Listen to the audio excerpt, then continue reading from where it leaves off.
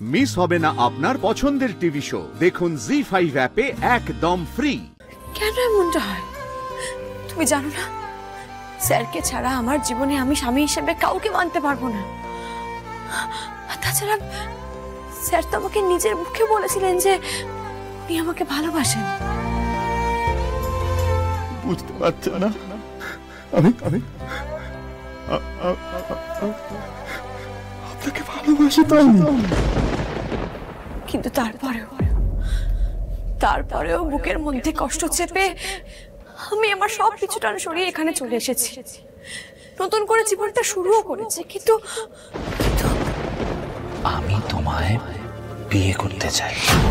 কালকের মধ্যেই আমাকে তোমার সিদ্ধান্ত জানাও, নয়তো পরশু সকালে এখানে বুলডোজার ঢুকবে, তোমার এই সাধের সুখ তারা ভেঙে উড়িয়ে দেবে। অসম্ভব, ওই লোকটাকে বিয়ে করা আমার পক্ষে অসম্ভব। আমি পারবো না লোকটাকে বিয়ে করতে। আমাকে এখন কে পথ দেখাবে? স্যারও তো কাছে নেই। সকাল থেকে স্যারের কথা বড্ড মনে পড়ছে।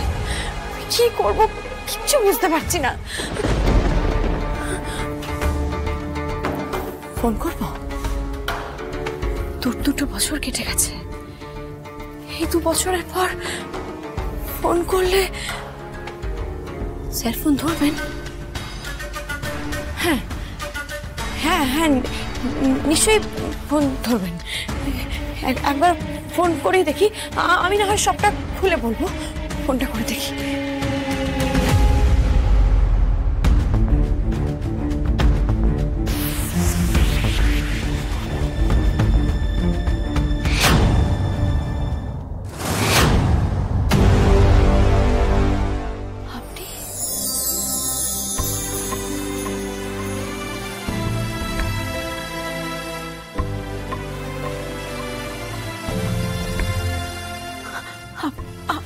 আপনি এসেছেন স্যার?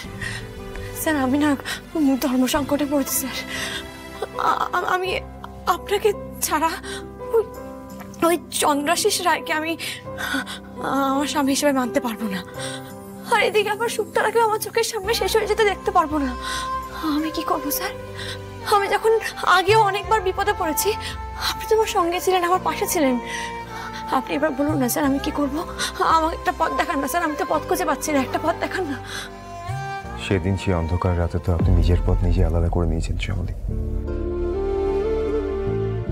আপনার নিজের জীবনের মালিক তো আপনি নিজেই। আপনার নিজের জীবনের সকল সিদ্ধান্ত সেটা আপনি নিজেই নিয়ে থাকেন। আপনি ঠিক করুন আপনি কি করবেন।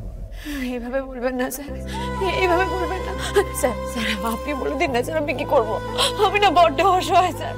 আপনি বলে দিন না, আপনি যেটা বলবেন আমি সেটাই করবো। বলে দিন না স্যার, বলে দিন না।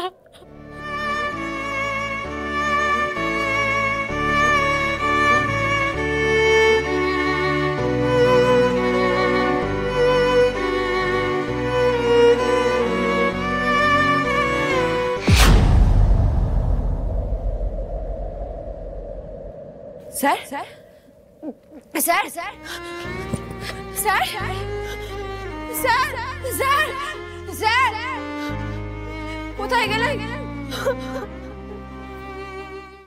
জি5 ডাউনলোড করুন আর সব এপিসোড দেখুন একদম ফ্রি।